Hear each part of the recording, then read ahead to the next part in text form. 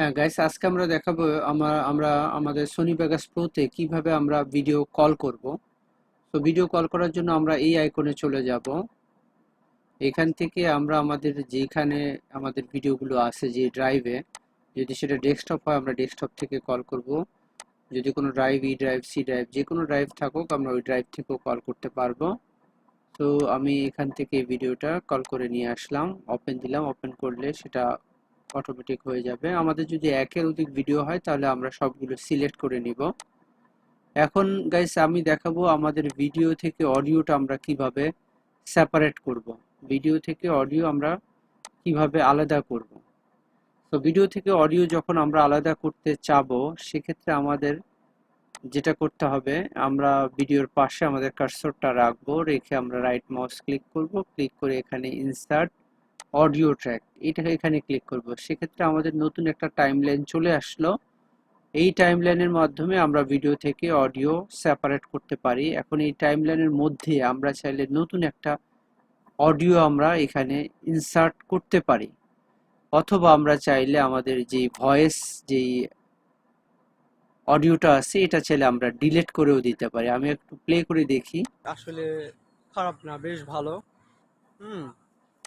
হ্যাঁ, তো গাইস এটা হচ্ছে আমাদের ভিডিওর যে অডিও। আমি চাচ্ছি যে এই অডিওর মধ্যে আমরা নতুন আরেকটা অডিও ইনসার্ট করব। সেক্ষেত্রে আমরা আবার চলে যাব আমাদের ফাইলে, ওপেন ফাইল যেটা আছে এই আইকনে আমরা ক্লিক করব, বা কন্ট্রোল ও তে প্রেস করলে এটা অটোমেটিক ওপেন হয়ে যাবে। এখন আমাদের যেখানে অডিও আছে, যে সেটা গান হতে পারে অথবা কোনো ভয়েস হতে পারে, যদি আপনাদের ভয়েস থাকে সেই ভয়েসটা আপনারা অ্যাড করে নিতে পারেন। দেন আমি এটা একটা গান আছে, এই গানটা ওপেন করে নিলাম। গানটা চলে আসলো। আমি দেখতে পাচ্ছি যে এখানে আমাদের নতুন যে অডিওটা আমরা নিতে চাচ্ছি সেটা এখানে আছে। তো গাইস এটা আমরা জুম আউট করে একটু ছোট করে নিব। এখান থেকে আমরা আমাদের টাইমলাইনটা উপর নিচে করে নিতে পারবো, সামনে পিছনে করতে পারবো। নিচের যে আইকনটা আছে, ইয়াটা আছে, স্কুপ স্পাইরালটা আছে, এটা দিয়ে আমরা পার্টটা আমরা লেফট রাইট করে নিতে পারবো।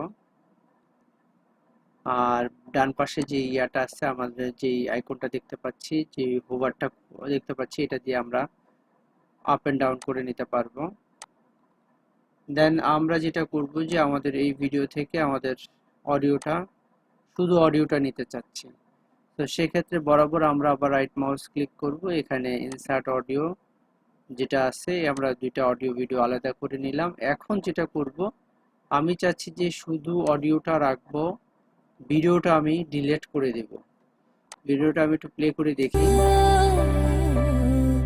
আজ জানি। তো গাইস আমি চাচ্ছি যে ভিডিওটা থাকবে, ভিডিওটা ডিলিট করে দিব, সরি অডিওটা থাকবে। তো ভিডিওটা আমি যদি ডিলিট করতে চাই, সেক্ষেত্রে আমি ভিডিওটা সিলেক্ট করে নিলাম, এভাবে ক্লিক করে সিলেক্ট করে ইউ প্রেস করবেন, কিবোর্ডের ইউ প্রেস করবেন।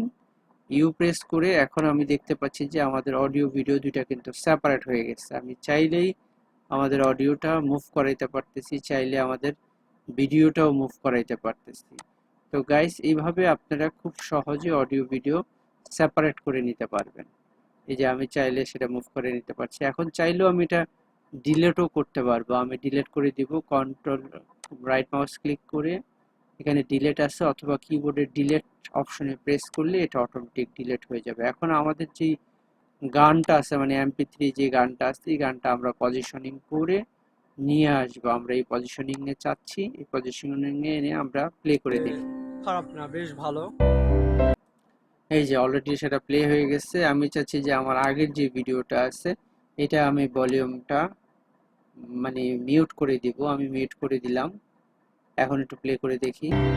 হ্যাঁ, এটা হচ্ছে। অথবা আমি যদি, হ্যাঁ প্লে হচ্ছে, অথবা আমি যদি চাই এটা ডিলিট করে দিব। আমার যে ভয়েসটা আছে, সেক্ষেত্রে ভয়েসের উপরে রাইট মাউস ক্লিক করব, ডিলিট চাপবো, সরি টু সে আন্ডো করেই আমি এটা যেটা করতে হবে, এটা ভয়েসটা আমি জাস্ট সিলেক্ট করে ইউ প্রেস করব। আগের মতো বরাবর ইউ প্রেস করে অডিও থেকে ভিডিও আমরা সেপারেট করে নিলাম র্যান্ডমলি।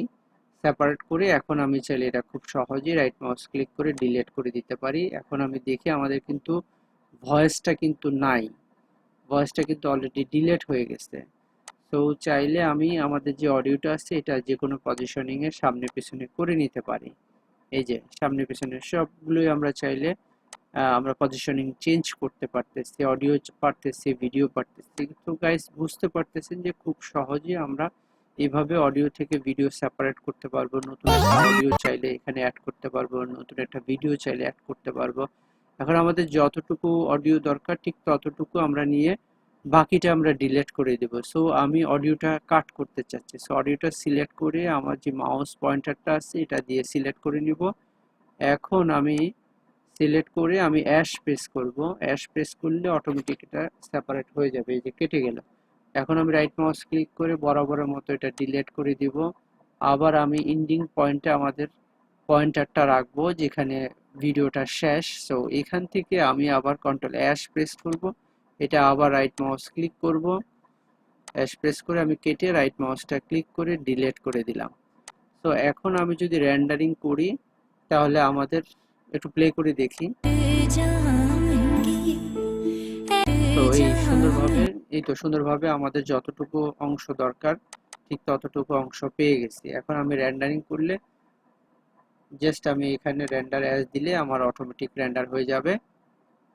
তো এইভাবে গাইস আমরা বুঝতে পারলাম যে কিভাবে আমরা অডিও থেকে ভিডিও সেপারেট করব, কিভাবে আমরা নতুন আরেকটা অডিও বা ভিডিও আমাদের টাইমলাইনে অ্যাড করে একটা ডাইনামিক ভিডিও আমরা তৈরি করতে পারি। কিছু কিছু ভিডিও আছে যেসব ভিডিওতে আমাদের অডিওটার প্রয়োজন নাই, সেক্ষেত্রে আমরা এখানে বিভিন্ন মিউজিক বা বিভিন্ন সং অ্যাড করতে চাই বা করতে এই অপশনের মাধ্যমে বা এই সিস্টেমে বা এই ওয়েতে আমরা খুব সহজেই ভিডিওর মধ্যে আমরা অডিও অথবা ভয়েস যদি নতুন করে দিতে চান সেই ভয়েসটা আপনারা চাইলে খুব সহজেই এই ওয়েতে আপনারা অ্যাড করে নিতে পারেন।